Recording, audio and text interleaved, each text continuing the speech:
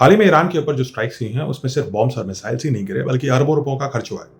Operation में इस्तेमाल हुए 4 B-2 स्पिरिट स्टेल्थ बॉम्बर्स, जो दुनिया के सबसे एडवांस्ड बॉम्बर्स हैं, उन्हें व्हाइटमैन एयरफोर्स बेस यूएसए से उड़ान भरकर ईरान तक पहुंचाया गया। लेकिन मिशन शुरू होने से पहले ही खर्च शुरू हो चुका था।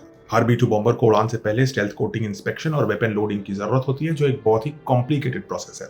इस तैयारी की कीमत लगभग $5 लाख प्रति एयरक्राफ्ट होती है, यानी 4 एयरक्राफ्ट के लिए लगभग $2 मिलियन का खर्च उड़ने से पहले ही हो चुका। इसके बाद बॉम्बर्स को अटलांटिक पार कराने के लिए यूएस एयरफोर्स के 13 KC-46 एरियल रिफ्यूलिंग टैंकर्स को डिप्लॉय किया गया हवा में। ये हवा में उड़ते हुए पेट्रोल स्टेशन हैं, और इस सपोर्ट सिस्टम की कीमत ही करीब $13 मिलियन होती है।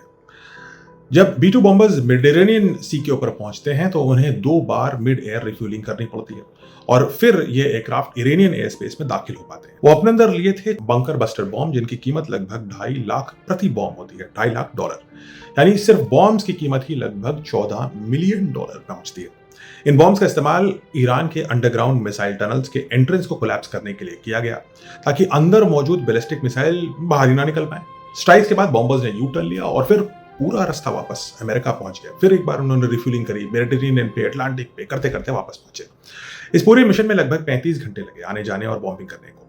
B-2 बॉम्बर की जो उड़ाने की कीमत है वो लगभग $1.5 लाख प्रति घंटा होती है पर एयरक्राफ्ट, यानी सिर्फ फ्लाइट कॉस्ट ही लगभग 5.25 मिलियन प्रति एयरक्राफ्ट बैठती है। 4 एयरक्राफ्ट के लिए ये 21 मिलियन हो जाता है। लेकिन असली खर्च अभी भी नहीं आया। B-2 बॉम्बर के हर एक फ्लाइट आर के बाद लगभग 80 घंटे की मेंटेनेंस की जरूरत होती है। मतलब 1 घंटा चलता है तो 80 घंटे गैराज में बैठता है। इस मिशन के बाद मेंटेनेंस पर ही लगभग $56 मिलियन का खर्च होगा, ताकि एयरक्राफ्ट अगली बार किसी और बॉम्बिंग के लिए तैयार हो। अगर इन सबको जोड़ दें, चारों एयरक्राफ्ट के आंकड़ों को जोड़ दें, सारे कॉस्ट जोड़ दें, तो इस मिशन की कुल लागत लगभग 106 मिलियन पहुंचती है, जो लगभग 1000 करोड़ रुपए है।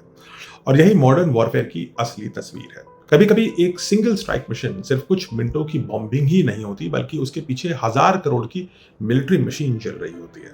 अब ये आंकड़े ये भी दिखाते हैं कि वॉर कितना एसिमेट्रिक है। अमेरिका को B-2 बॉम्बर से बॉम्बिंग करने के लिए लगभग 1000 करोड़ रुपए लगते हैं, और ईरान जो एक एसिमेट्रिक वॉरफेयर लड़ रहा है, एक सिंपल, फ्रूगल, इनोवेटिव टेक्नोलॉजी को यूज करके शाहेद ड्रोन के जरिए एक बॉम्बिंग की कीमत 20 लाख रुपए होती है। तो आपको क्या लगता है, क्या B-2 बॉम्बर एक इफेक्टिव स्ट्रैटेजी है अमेरिका के लिए लॉन्ग टर्म वॉर के लिए?